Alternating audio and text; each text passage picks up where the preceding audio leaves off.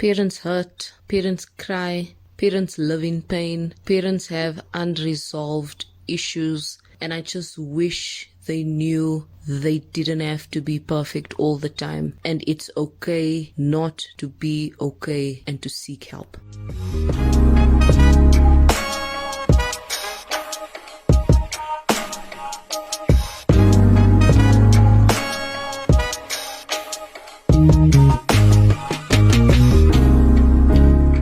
This week's episode was really a painful one to watch.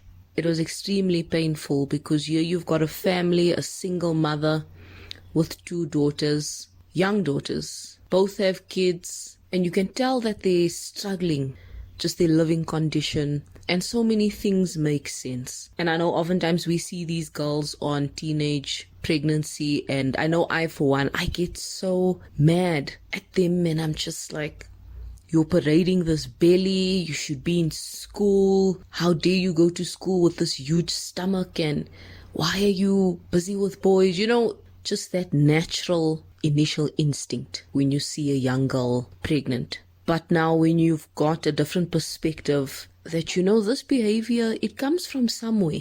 This teenage girl is not in isolation. She's not on her own. She actually comes from a family. She comes from a community that has formed her sense of identity. And with this episode, we got to see things that we don't usually see when we see young teenagers pregnant. All we see is the pregnancy, and the young, they should be doing something different with their lives and being children. That's all we get to see. Rarely do we see the backstory, which I can appreciate. I'll say now that I can appreciate with the show, although I still, to be honest with you, I still don't condone these shows at all, despite me watching it, obviously, and unfortunately. But the girls called their mum and just laid, I guess, their problems right there and said, we don't have a relationship. What do we do? Where do we go from here? And they stated their grievances, that the mother, in their opinion, when she's drinking, she's loud, she shouts. She's not someone they can connect with when she's in that state. But when she's sober, you know, it's a different story. And Zanele mentioned that her mother's never actually played a motherly role in her life. I mean, which is really sad. And the mom, she broke down. She's pained. This woman is so pained. She is just filled to the brim with so much emotional turmoil. You can just see it on her face, her body language, her interaction with her children. She's lost control, and she's on her own. She's mentioned feeling that, you know, at least with alcohol, it's kind of a friend. She's made alcohol a friend, and she just drinks alcohol to kind of like just fill up that space where boredom often fills. She goes out with friends because at least she gets to laugh and socialize, I would think. But when she comes back home, all of that kind of fades away, and she's back to being miserable and sad, and it's tough. And she said that she can't speak to her children about the things that are bothering her, and the fact that she, I don't think, has a good relationship with her sister adds to that. Because at least in her sister, she could have had someone to confide in, and an adult, someone who might be able to relate to her life story. And her eldest daughter suggested counseling. Counseling initially just to have her mother express what it is that is bothering her.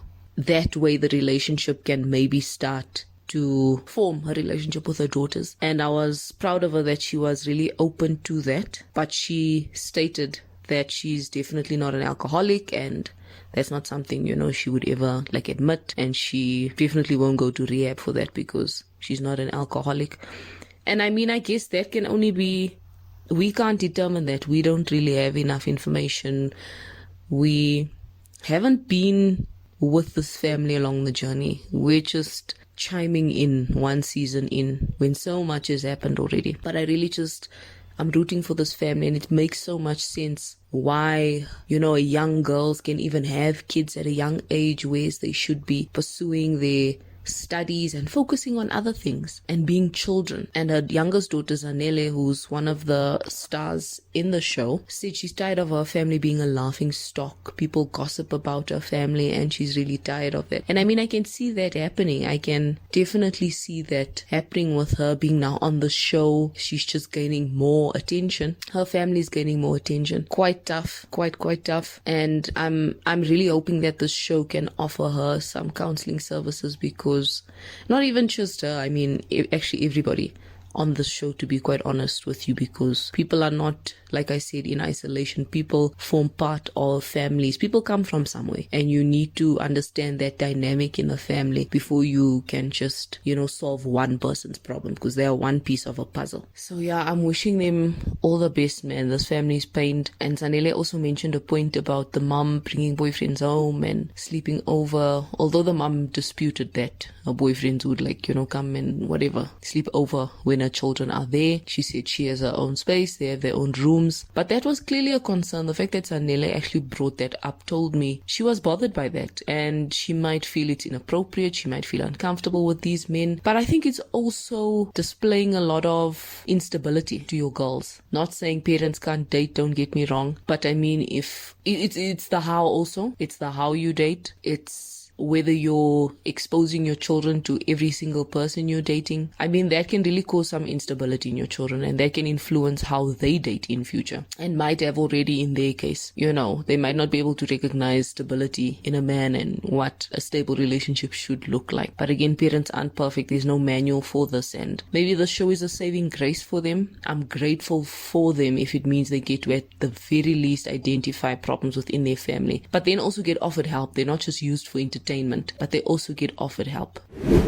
I'd like to move on now to Ntando. I actually don't believe what I'm seeing. Who is this girl right now with such an attitude? I feel like when she was pregnant and when she just had given birth, she seemed so remorseful for everything she's done. She seemed like she was traumatized by the situation, having fallen pregnant, and she seemed like she was ready to just take this challenge head on because she kind of didn't have a choice. But fast forward to after the baby's born, we're now just finding out that this girl leaves home. She sleeps out easily for 2 weeks at a time, doesn't take a baby with her. The baby is mostly with her mother, and her sister has to assist as well while the sister is still in school. How fair is this? How fair is it that people now have to be responsible for bad choices that you made in life? That really is not fair. And I don't know whether Ntando's mother is too soft on her. I really cannot identify what the issue is, or whether Ntando is just someone who believes that she's grown despite her having a child and not feeling she needs to be 1,000% responsible for the child. But when do you actually grow up? I mean, you've literally given birth. That experience alone should have woken you up to the fact that I'm actually not a child anymore.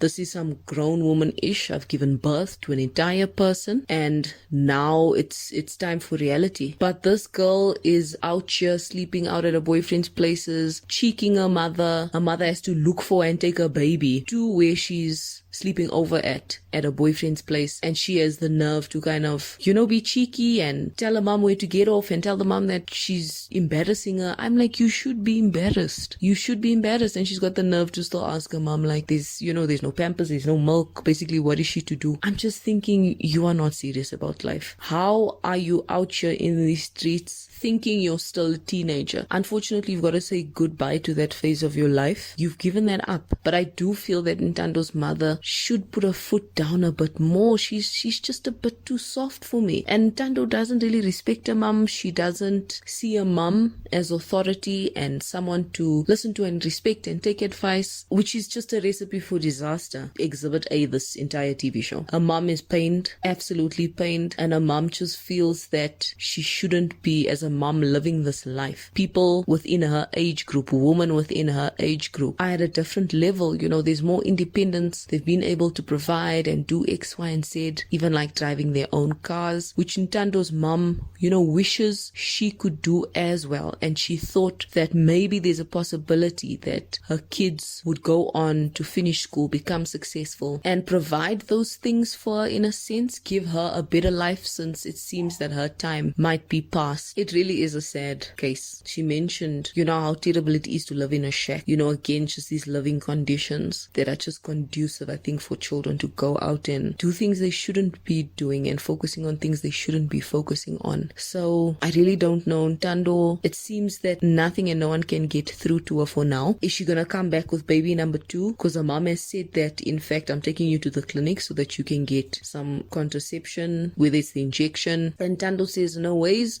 She doesn't want to gain weight. What are people gonna say about her? And her mom said, you're worried about gaining weight. Do you want an entire human being again? But Ntando is just so unbothered. Like, her attitude, wowzers, nah, I can't even. She's so unperturbed. She, in this past episode anyway, most of the day is gone and she hasn't washed, nor has the baby washed. She just doesn't see it as a priority. She feels that if she's not going anywhere, why should she wash? Or clearly, why should the baby even wash at this point? But I think a mom needs to devise something, or the mom needs to not have as much control as she's used to having with the baby. She'll take responsibility. She'll do X, Y, and Z. I know, I can imagine how tough it would be to kind of let go, but I feel like it's the only way in the long run to ensure that you're not taking on so much responsibility, because she's just going to go and make baby number 2 because things are comfortable. She's got a nanny, full-time nanny, who the child is used to and absolutely loves. So there's things she needs to do, I feel, so that she's not enabling Ntando's behavior. She needs to get a grip. I don't know how she's going to do it, but she needs to get a grip. And the fact that her other daughter said in a previous episode that, like, you're too soft, basically, with Ntando, that speaks volumes for me. That told me, like, okay, that's something to be aware of. Maybe she is not being as tough as she could be. And I mean, it's really tough. You're a single parent, you're struggling financially. I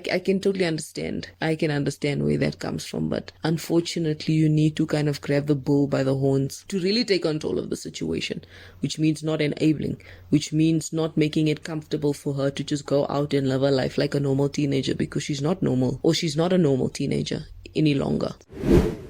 And that's about it. But I really would love to hear your thoughts. You can drop them in the comment section. And as always, I appreciate you for listening.